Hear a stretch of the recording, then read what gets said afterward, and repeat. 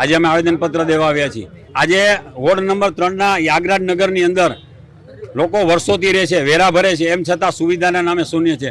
Road, રસ્તા, પાણી, ગટર કે આંગણવાડીની કોઈ સુવિધા નથી। પરંતુ એ યાગરાજ નગરની બરાબર એક્ઝેક્ટ પાછળ 100 ફૂટના અંતરે એક રોડ બની ગયો, જ્યાં એક પણ મકાન નથી અને ભાજપના લોકોના પ્લોટ છે ત્યાં બની ગયા। આજની તારીખમાં યાગરાજ નગરની અંદર દબાણ ચાલુ છે। 2-3 હજાર વારના પ્લોટ લોકો દબાણ કરીને બેઠા છે। શું આ લોકો ત્યારે એને ડિમોલેશન કરવા આવશે વર્ષો પછી? અત્યારે કેમ નહીં? બેનદી કરીને નીકળવું તો તકલીફ પડે છે। ત્યાં દારૂ પીને જ બધા બેઠા હોય છે।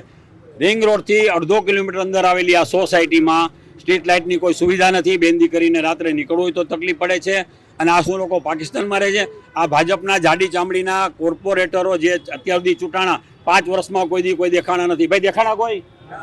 આ કોઈ આવ્યા નથી। આજે આ લોકોએ પ્રજાએ અમને વાત કરી યોગરાજનગરના, એટલે અમે આજે રેશમિયા મોહનને અમે રજૂઆત કરવા માટે આવ્યા છીએ। અને આ જાડી ચામડીનાને જો આંખ ઉઘડે તો આટલા વર્ષથી આ લોકો વેરા ભરે છે તો એને સુવિધા આપે એવી આપણે એમના તમારા તરફથી અમે એને રિક્વેસ્ટ કરીએ છીએ।